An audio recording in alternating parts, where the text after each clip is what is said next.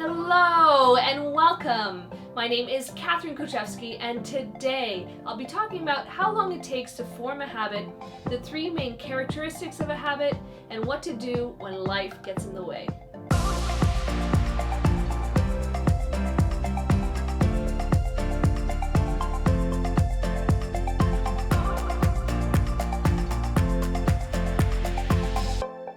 A lot of information that I talk about in this video comes from this book, Making Habits, Breaking Habits by Jeremy Dean.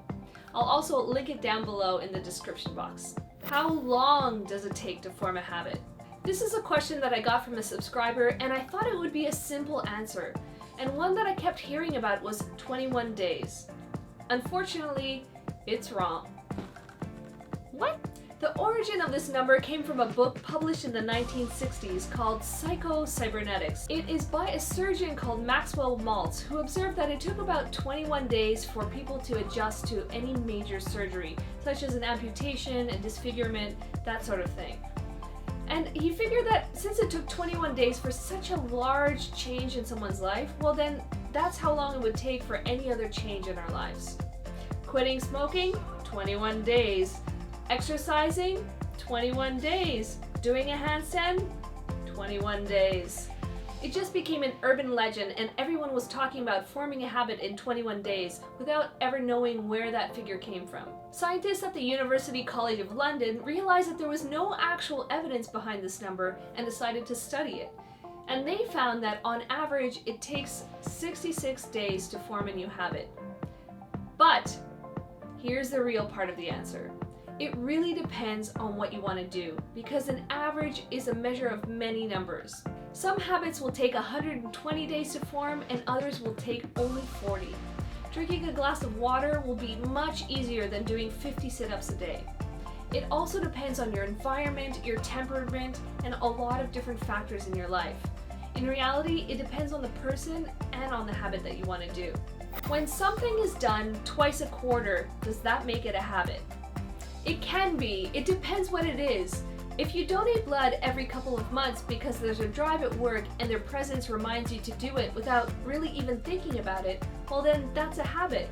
But it's a weak one at best, because as soon as they don't show up, you won't be donating blood. Daily habits are much stronger. In general, a habit is something that is 1. Done regularly and so often it is done automatically without much thought. 2. It's quite emotionless, like getting up early for work. At the beginning it really sucks, but eventually you just kind of do it without much thought. Number 3. They are strongly rooted in your environment, people, or places around you. Usually it is something or someone that cues you to do that habit.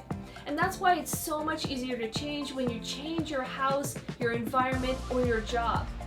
Imagine you're trying to quit smoking and your buddy at work keeps asking you to go for a smoke. It's going to be much harder to change. How can we stick to habits when life happens and also when we want to have variety on the weekends? Most people think that when you're trying to form a new habit, you must do it every day. Although this helps a lot, it is simply not true. One of the interesting things that I found about all the research is that it showed that missing a day or two doesn't really change much in terms of habit formation. Just don't miss too many days in a row. If you want to take weekends off, that's completely fine. Just be diligent during the week and it can still become a habit. I drink protein shakes during the week and on the weekends I eat whatever I like for breakfast. And that way it is still a habit and still something that I go back to every Monday morning. This is true for other areas of my life as well. Recently, I had a surgery where I was basically out of commission for a month. I wasn't allowed to work out or even lift anything. And I was afraid that I would lose that habit that I had formed of working out regularly and getting up early. I had worked really hard to get those in. But it basically didn't happen because I let myself recover, I eased back into both, and then eventually got right back to where I was before I had the surgery. That's what happens when you form a strong habit. It is really easy to get back into it, even if you take a break from it. So there you have it. Those were some questions answered about habits. But I'd like to know, what do you find the hardest about habit change? Leave them down in the comments below. This is part of a series on habits, so if you haven't seen any of the other videos, go ahead and check them out. I thank you so much for watching and see you next time.